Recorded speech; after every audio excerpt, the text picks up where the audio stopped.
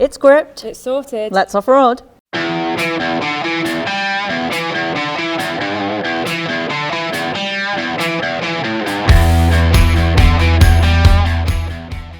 So obviously we've gone through kind of all the health and safety side. Another big issue with things like quad bikes is the security side as well. So rural crime is really quite a big issue at the moment. And there's something on this machine, isn't there, which is a real kind of, well, I guess a deterrent and hopefully preventative as well for any kind of, if it were to get stolen. Yeah, absolutely. We're really lucky that Canon pretty much leads the way with inbuilt security systems. So what all of our machines are equipped with is this, which is the desk key, which is the digitally encoded security system. So it's essentially an immobilizer system similar to that you have on your pickup or your car.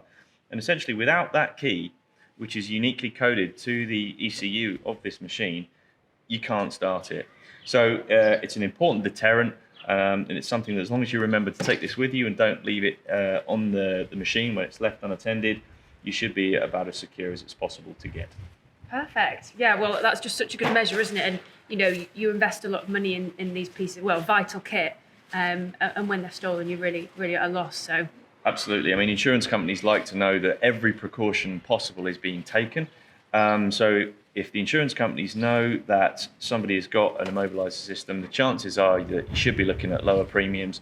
And the less of these things that get stolen, then we're all looking at lower insurance premiums, which is only a good thing. Definitely. Well, I think we've learnt a lot on the theory side. Should we crack on with the practical? Yeah, I think so.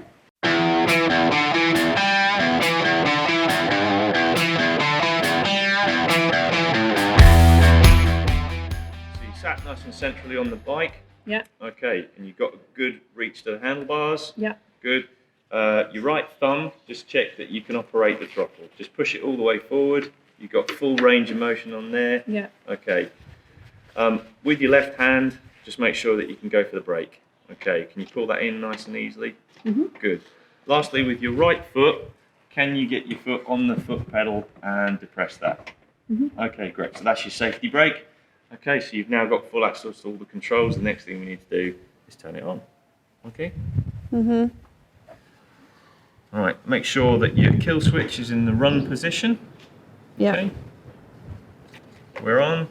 And then the next thing we need to do is switch it on. Yeah. So when we were saying before about our electrics, making sure that everything's lit up. Yeah. Okay, and then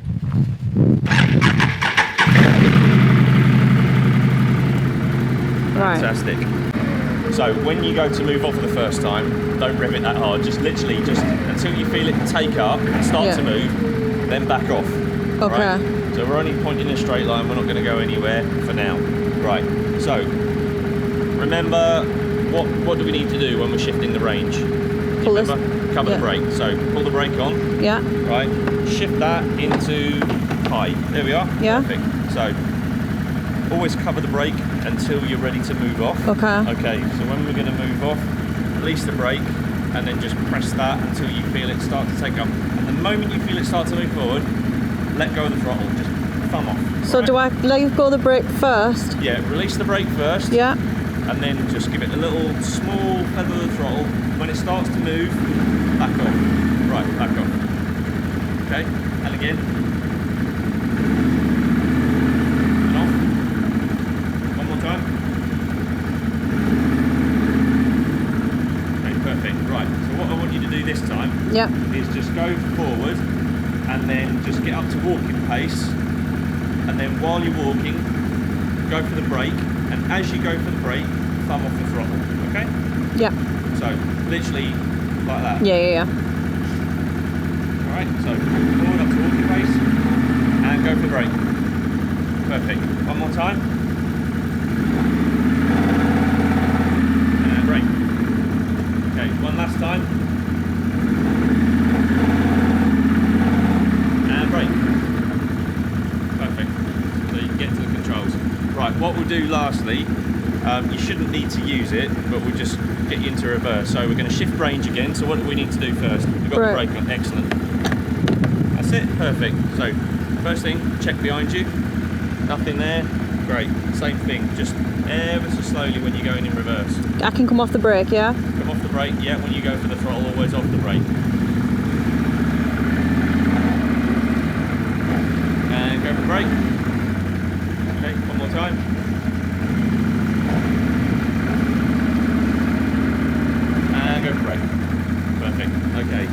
shifter back into high. Okay, what we're going to do is we're going to get onto walking pace and go a gentle turn to the right. Now these things have got power steering, so the steering's nice and light. One thing is, do you remember when I talked about them being rider active? Okay, so it's important you always lean into the corner which the direction you're going to go in. Okay, you don't need to, at this speed, you don't need to massively exaggerate it, but just always lean to the direction that you're travelling and look where you're going. Okay. Alright. Yeah. So, remember, off the brake when you apply the throttle, look where you're going to go and just ever so slightly lean your body weight from the waist up where you're going to go. Okay. So start by going straight and then start with gradual swing.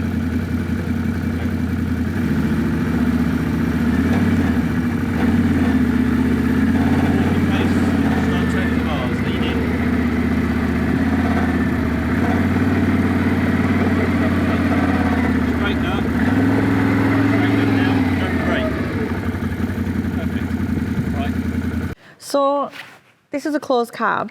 Why do I need to wear a helmet inside here? It's a good question. It's something that most people will ignore on the farm, if we're honest. But what we're trying to do is make sure that people are aware of all the perils and pitfalls. So to answer that question, why do we wear a helmet inside one of these things? So what you need to do when you get in this thing, just like you would a car or a pickup, is get your seatbelt on, okay? That's going to stop you from sliding forwards and backwards and side to side, which if you're on a farm in an environment which is going to be potentially rocky, rutty, that can easily happen. So that's going to keep you securely in place. But that's really sort of keeping your trunk of your body and your core in place.